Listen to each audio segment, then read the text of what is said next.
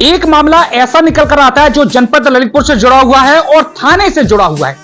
एक उनका साथी होता है जो कि बगैर कोई वजह बताए हुए उनको पुलिस ले जाती है। बात जानकारी करने के लिए उनकी साथी वहां पे जाती है तो उनके साथ अभद्रता और मारने पीटने आमादा होने का भी आरोप लगा है। वो महिला एक ऐसी है जो एक जानी मानी व्यक्ति है और लंबे समय से एक पार्टी से जुड़ी हुई है, जो पार्टी एक जानी मानी पार्टी है। ललितपुर जिले की अगर बात करें तो वो शायद यहाँ पे पहचान की मोहताज नहीं है जो अभी इस वक्त मौजूद है।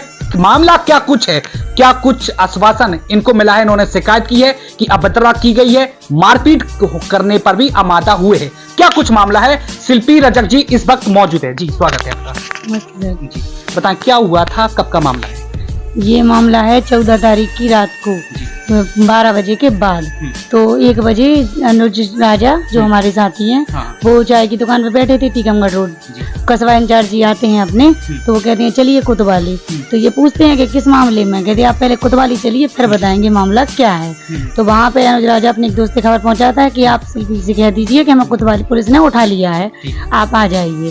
तो रात को 1 बजे ही तुरंत फिर हम पहुँचते हैं कोतवाली। तो हम कस्बा इंचार्ज से पूछते हैं वहाँ जाके कि सर आपने क्यों उठाया है, किस मामले में उठाया है। तो वो कहने लगे कि यानी भाई 151 वगैरह था।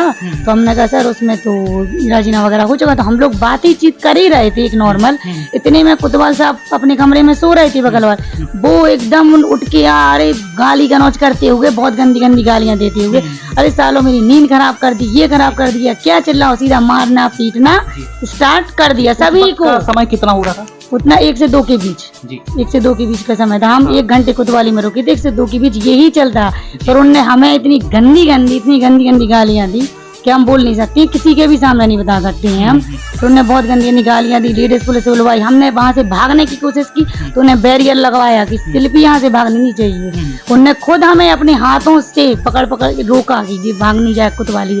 लेडीज पुलिस आई, उन्हें उसके हवाले करके मारपीट पर आमादा करने की कोशिश की कि लेडीज पुलिस के हाथ पर तोड़वा दूंगा तेरे अगर ज्यादा इधर से भागने की कोशिश की। तो हम आराम से जाके बैठ गए महिला हेल्प डेस्क लाइन में। कैसे आप वहाँ से निकली, क्या हुआ?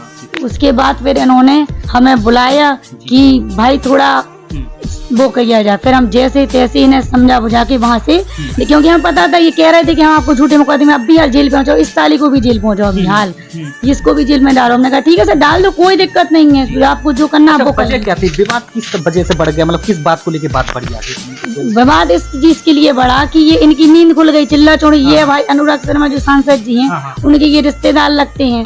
तो ये कहते हैं कि भाई हमारे वो रिश्तेदार है, हमारा कोई कुछ नहीं कर सकता, हम चाहे किसी को झूठे केस में फंसाए चाहे सच्ची केस, किसी में भी कुछ भी कर सकते हैं। आप वहाँ से कैसे निकले? फिर हम वहाँ से जैसे तैसे, हमने कहा 6 महीने का छोटा सा बच्चा छोड़ के आए हम घर पे, अगर उसे कुछ हो गया तो फिर आप लोग जिम्मेदार होंगे उसके। तो फिर जैसे तैसे वहाँ से इन लोगों ने कहा कि ठीक है आप जाइए इधर से, हम आपके साथी लोगों को छोड़ रहे हैं। हमने कहा चलो ठीक है। फिर हम आ गए। फिर वहाँ सुबह 8 बजे हम जब अनुजरा से दोबारा मिलने जाते हैं दूसरे दिन कि सर मुझे बात करनी है थोड़ी सी इसी केस में कि क्या करना क्या नहीं। तो इनका एक गार्ड होता है, होम गार्ड, जो वहाँ पर ड्यूटी पे रहता है, वो फिर इतनी गंदी गालियां देता है, इतनी गंदी वो भी, क्योंकि रात में कोतवाल साहब ने बदतमीजी की थी हमारे, और इनकी सेम में ही पूरी कोतवाली। फिर उस एक होम गार्ड ने, उसने भी इतनी गंदी गालियां दी कि क्या नाम है, आप जानती हैं उनको? क्या नाम उनका हमने पूरी कोतवाली से पूछा, क्योंकि नाम तो उससे हम दूर बैठे थे, वो हमारे, हम दरवाजे पर अंदर घुसने नहीं दिया, लेकिन वो दूर थे बहुत हमसे। तो नाम हम देख नहीं पाए। फिर हमने कोतवाली में जानने की कोशिश की तो पुलिस की हेल्प ही करेगी, किसी ने हमें उनका नाम नहीं बताया। लेकिन आपने उच्च अधिकारियों से भी शिकायत की है, क्या आश्वासन आपको मिला?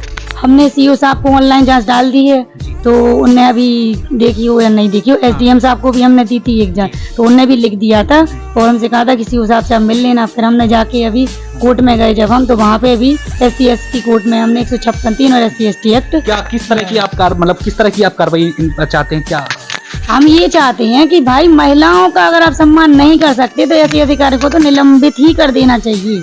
सस्पेंड तो बहुत छोटी सी चीज है। बाकी देख सकते हैं किस तरह है अपनी लगातार कार्रवाई की मांग कर रही हैं। जैसे उन्होंने बताया कि अभद्रता इनके साथ की गई है और जब उस वक्त का समय हो रहा था 1 से 2 वक्त का समय उस समय था। और बात करें जैसे जब ये सुबह मॉर्निंग में गई तब भी इनके साथ अभद्रता की है। एक होमगार्ड बताए जा रहे हैं, नाम अज्ञात है लेकिन जानकारी लगातार की जा रही है और उच्च अधिकारियों द्वारा आश्वासन भी शायद इनको मिला है कि आगे उचित कार्रवाई होगी। जैसे कह रहे हैं कि महिलाओं के सम्मान में अब बात होना चाहिए लेकिन इस तरह से नहीं की गई है।